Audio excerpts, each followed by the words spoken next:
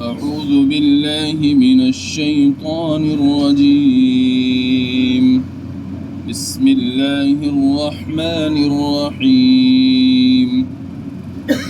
ولله ملك السماوات والأرض ويوم تقوم الساعة يومئذ يخسر المبطلون وترى كل أمة جاثية كل أمة تدعى إلى كتابها اليوم تجزون ما كنتم تعملون هذا كتابنا ينطق عليكم بالحق إنا كنا نستنسخ ما كنتم تعملون فأما الذين آمنوا وعملوا الصالحات فيدخلهم ربهم في رحمته ذلك هو الفوز المبين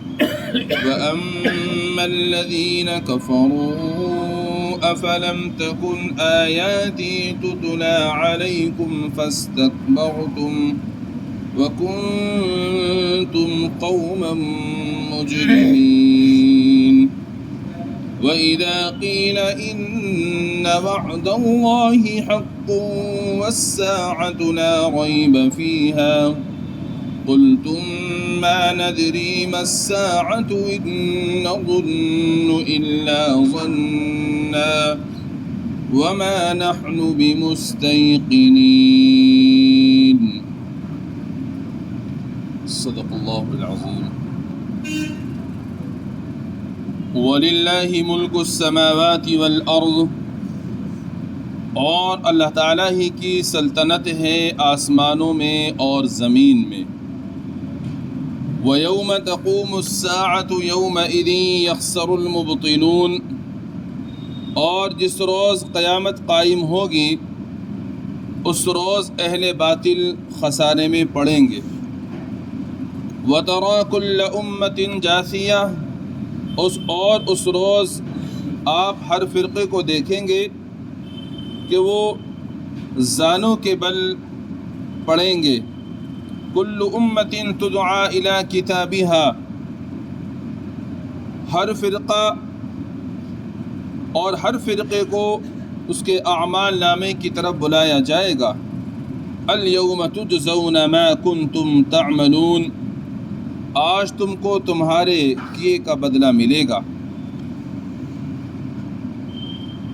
آج جو آیات مبارکہ تلاوت کی گئی ہیں سورۃ الجاثیہ کی، ان آیات مبارکہ میں اللہ تبارک و تعالی نے قیامت کے احوال کو بیان فرمایا ہے اور ارشاد فرمایا کہ اس دن تمام تر سلطنت آسمانوں میں اور زمین میں اللہ تبارک و تعالی کی ہوگی، یعنی بادشاہت اور حکومت اللہ تبارک و تعالی کی ہوگی.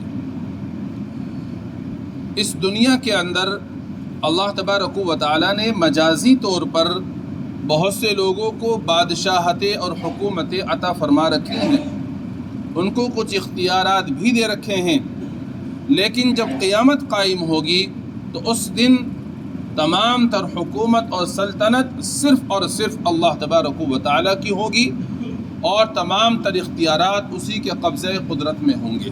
جتنی بھی مجازی حکومتیں ہیں وہ سب کے سب ختم ہو جائیں گے. للہ الواحد القہار، لمن الملک اليوم، للہ الواحد القہار. آج کے دن بادشاہت صرف اور صرف اللہ کی ہوگی جو واحد ہے، قہار ہے، زبردست. اور پھر اس کے بعد میں اللہ تعالیٰ ارشاد فرماتے ہیں کہ اس دن، جس دن قیامت قائم ہوگی، جو بھی اہل باطل ہیں وہ سب کے سب سخت خسارہ اور نقصان اٹھانے والوں میں ہوں گے. اہل باطل سے مراد ہے مجرمین، مشرکین، کافرین، یہ سب کے سب سخت ترین خسارہ اور نقصان اٹھانے والوں میں ہوں گے. اور اس دن اللہ تعالیٰ فرماتے ہیں کہ ہر گروہ کو، ہر فرقے کو آپ دیکھیں گے کہ وہ گھٹنوں کے بل پڑا ہوا ہے. جاثیہ کے دو ترجمے کیے گئے ہیں.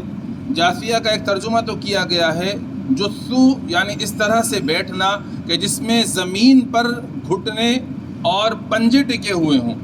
یہ کیفیت جو ہوتی ہے خوف کی ہوتی ہے، ڈر کی ہوتی ہے. اور دوسرا ترجمہ کیا گیا ہے اس طرح بیٹھنا، یعنی دو زانوں جیسے ہم اتحیات کی حالت میں بیٹھتے ہیں. یہ کیفیت ادب کی ہوتی ہے. جب آدمی کسی کے سامنے بیٹھتا ہے تو ادب کے ساتھ میں اس طرح سے بیٹھتا ہے. تو دونوں ترجمے کیے گئے ہیں. اگر اس کا ترجمہ ہم کرتے ہیں کہ وہاں پر سب لوگ اس طرح سے بیٹھے ہوں گے کہ دو زانوں، تو اس کا مطلب یہ ہے کہ سب اللہ تبارک و تعالیٰ کی بارگاہ میں ادب سے بیٹھے ہوئے ہوں گے، جس میں سب شامل ہیں، اہل ایمان بھی اور اہل کفار بھی، سب شامل ہیں. اور اگر اس کا ترجمہ ہم کرتے ہیں کہ وہاں پر لوگ بیٹھے ہوئے ہوں گے اس طرح سے کہ ان کے زمین پر گھٹنے اور پنجے ٹکے ہوئے ہوں گے، جو یہ حالت خوف کی حالت ہوتی ہے، تو اللہ تعالیٰ ارشاد فرما رہے ہیں کہ ہر امتی اس طرح سے بیٹھا ہوا ہوگا. تو پھر یہاں یہ سوال ہوتا ہے کہ انبیاء علیہم الصلاۃ والسلام ہیں اور نیکوکار بندے ہیں، صحابہ ہیں، ان پر بھی یہ خوف کی کیفیت طاری ہوگی. فرمایا کہ اگر ہوگی بھی تو چند کچھ وقت کے لیے ہوگی، اور اکثر ان کی حالت جو ہوگی وہ یہ ہوگی کہ ان پر کوئی خوف اور غم نہیں ہوگا. وَهُمْ مِنْ فَزَعٍ يَوْمَئِذٍ آمِنُونَ. اس دن وہ ہر قسم کی گھبراہٹ اور خوف سے بالکل مامون ہوں گے، انبیاء بھی اور صالحین بھی. پھر فرمایا کہ اللہ تبارک و تعالی نے کہ ہر ایک کو اس کے نامہ اعمال کی طرف پکارا جائے گا. اللہ تبارک و تعالی اعمال ناموں کو اڑا دیں گے، ہر ایک کا لکھا ہوا رجسٹر اڑا دیا جائے گا، اور جس کا بھی رجسٹر ہوگا وہ اس کے ہاتھ میں پہنچ جائے گا. بہت سے ایسے ہوں گے کہ جن کے دہنے ہاتھ میں ہوگا، بہت سے ایسے ہوں گے جن کے بائیں ہاتھ میں ہوگا. جن کے دائیں ہاتھ میں ہوگا وہ خوش ہوں گے، اور جن کے بائیں ہاتھ میں ہوگا وہ افسوس کر رہے ہوں گے کہ بھئی آج تو سمجھ لو ہماری پکڑ ہو گئی. کل امۃ تدعی الی کتابھا الیوم تجزون. جب ہر ایک کے نامہ اعمال کا رجسٹر اس کے ہاتھ میں آ جائے گا تو ہاتھ میں آنے کے بعد میں پھر اللہ تبارک و تعالی فرمائیں گے آج تمہیں تمہارے اعمال کا بدلہ دیا جائے گا. جو کچھ بھی تم نے دنیا میں کیا اس کا بدلہ دیا جائے گا. اچھا کیا اچھا بدلہ، برا کیا تو برا بدلہ دیا جائے گا. ھذا کتابنا ینطق علیکم بالحق. یہ نامہ اعمال کا دفتر ہے جو تمہارے مقابلے میں ٹھیک ٹھیک بول رہا ہے. انا کنا نستنسخ ما کنتم تعملون. اور ہم دنیا میں تمہارے اعمال کو فرشتوں سے لکھوائے جاتے تھے. اللہ تعالیٰ فرمائیں گے یہ ہے تمہارا اعمال نامہ جو بالکل ٹھیک ٹھیک بول رہا ہے، یعنی تمہارے کیے ہوئے اعمال کی بالکل سچی سچی خبر دے رہا ہے. اور ہم اس کے اندر فرشتوں سے جو کچھ بھی تم کرتے تھے وہ لکھوا لیا کرتے تھے.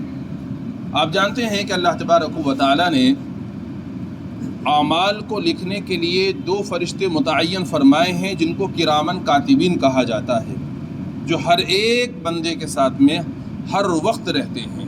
ایک دائیں مونڈے پر رہتا ہے، ایک بائیں مونڈے پر رہتا ہے. جیسے ہی کوئی بندہ کوئی نیک عمل کرتا ہے فوراً اس کو لکھ لیا جاتا ہے. کوئی اگر برائی کرتا ہے تو اس کو بھی لکھ لیا جاتا ہے. لیکن جیسے ہی وہ فرشتہ جس کی ذمہ داری ہے برائی کو لکھنے کی، کسی بندے نے برائی کی وہ اس کو لکھنا چاہتا ہے تو اچھائی لکھنے والا فرشتہ اس کو روک دیتا ہے اور اس سے یہ کہتا ہے ابھی مت لکھو، ہو سکتا ہے کہ توبہ کر لے، معافی مانگ لے. اگر وہ توبہ کر لیتا ہے، معافی مانگ لیتا ہے تو اس کو لکھا نہیں جاتا، بلکہ نیکی لکھنے والا فرشتہ اس کو نیکیوں میں لکھ لیتا ہے. اور اگر وہ توبہ نہیں کرتا ہے، معافی نہیں مانگتا ہے تو پھر اس کو لکھ لیا جاتا ہے. غرض یہ ہے کہ جو بندہ بھی جو کچھ بھی اعمال اس دنیا کے اندر کر رہا ہے، چاہے وہ افعال ہوں یا اقوال ہوں. افعال یعنی کام کچھ کر رہا ہے، اقوال یعنی جو بھی زبان سے بول رہا ہے، یہاں تک کہ وہ آنکھوں سے جو بھی اشارے کر رہا ہے، وہ سب اللہ تبارک و تعالیٰ کے فرشتے جن کی ذمہ داری اعمالوں کو لکھنے کی ہے، وہ رجسٹر کے اندر فوراً لکھ لیتے ہیں، وہ لکھ لیا جاتا ہے. کوئی بھی چیز چھپائی نہیں جاتی. اب جب یہ لکھا ہوا اعمال نامہ سامنے آئے گا تو اس کو دیکھنے کے بعد میں اللہ تبارک و تعالی حوالے کرنے کے بعد میں حکم دیں گے اقرأ کتابک کفی بنفسک اليوم علیک حسیبا. تم اس کو پڑھو، اپنے اعمال نامے کو پڑھو. اور خود فیصلہ کرو کہ میں نے جو اعمال کیے ہیں دنیا کے اندر ان کا مجھے کیا حساب دے یا مجھے کیا بدلہ دیا جائے گا، اور کیا میرے ساتھ میں سلوک اور برتاؤ کیا جانا چاہیے، خود فیصلہ کرو۔ جب بندہ اعمال نامے کو پڑھے گا، اچھا کچھ یہ کہہ سکتے ہیں کہ بھائی دنیا میں ہم پڑھے ہوئے ہی نہیں تھے، ہم تو انگوٹھا ٹیک تھے، وہاں کیسے پڑھیں گے؟ اللہ تبارک و تعالی ہر ایک کو صلاحیت عطا فرمائیں گے کہ وہ آسانی اور سہولت کے ساتھ میں اپنے نامہ اعمال کو پڑھ لے گا۔ اللہ تبارک و تعالی ہر چیز پر قادر ہیں۔ جیسا کہ ہم پیدا ہوتے ہیں تو بالکل ہم ایسے ہوتے ہیں، کچھ لکھنا پڑھنا نہیں جانتے، اللہ تعالی ہمیں پھر سکھلاتے ہیں۔ اسی طرح سے جب ہم کل قیامت کے دن اللہ کی بارگاہ میں حاضر ہوں گے، اللہ تبارک و تعالی ہر ایک کو، چاہے وہ دنیا میں پڑھنا جانتا ہو یا نہ جانتا ہو، سب کو سکھلا دیں گے اور سب آسانی اور سہولت کے ساتھ میں اپنے نامہ اعمال کو پڑھ لیں گے۔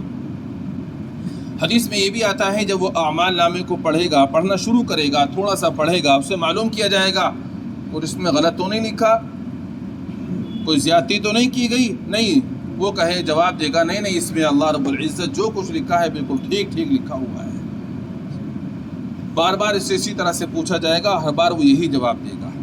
جب وہ دیکھ لے گا اپنا اعمال نامہ، اس وقت وہ کہے گا مالی حاضر یا ویلتنا مالی حاضر کتاب لا یغادر صغیرۃ ولا کبیرۃ الا احصاها، ہائے افسوس، اس میں تو کوئی چھوٹی بڑی چیز ایسی نہیں ہے جس کو لکھا نہ گیا ہو، ہر ایک چیز کو اس کے اندر لکھ دیا گیا، ہر ایک چیز کو اس میں لکھ دیا گیا، کوئی چھوڑا ہی نہیں گیا۔ وہ افسوس کرے گا۔ اور وہاں پر حدیث میں آتا ہے حافظہ بھی آدمی کا قوی کر دیا جائے گا، اور جو کچھ بھی اس نے دنیاوی زندگی میں پیدائش سے لے کر موت تک اعمال کیے ہیں وہ سب وہاں اس کو یاد آ جائیں گے کہ میں نے یہ کیا، میں نے یہ کیا، لکھا ہوا بھی سامنے ہوگا اور اس کو سب کچھ یاد بھی آ جائے گا۔ تو اللہ تعالیٰ نے ارشاد فرمایا انا کنا نستنسخ ما کنتم تعملون، کہ اور ہم تمہارے اعمالوں کو فرشتوں سے لکھواتے جاتے تھے۔ فَأَمَّا الَّذِينَ آمَنُوا وَعَمِلُوا الصَّالِحَاتِ فَيُدْخِلُهُمْ رَبُّهُمْ فِي رَحْمَتِهِ، بہرحال وہ لوگ جو ایمان لے کر آئے اور نیک اعمال کیے، بس ان کو داخل کرے گا ان کا پروردگار اپنی رحمت میں۔ ذَلِكَ هُوَ الْفَوْزُ الْمُبِينُ، اور یہ کھلی ہوئی کامیابی ہے۔ اللہ تعالیٰ ارشاد فرماتے ہیں جو لوگ ایمان والے ہیں اور انہوں نے نیک اعمال کیے ہیں، ایسے لوگوں کو اللہ تبارک و تعالی جو سب کا پروردگار ہے اپنی رحمت میں داخل فرما لے گا، اور جس کو اللہ تعالیٰ نے اپنی رحمت میں داخل کر لیا، فرمایا وہ یہی کھلی ہوئی کامیابی ہے، اصل کامیابی یہی ہے، وہ سمجھ لیجئے وہ کامیاب ہو جائے گا۔ وَأَمَّا الَّذِينَ كَفَرُوا أَفَلَمْ تَكُنْ آيَاتِي تُتْلَى عَلَيْكُمْ فَاسْتَكْبَرْتُمْ وَكُنْتُمْ قَوْمًا مُجْرِمِينَ، اور جو لوگ کافر تھے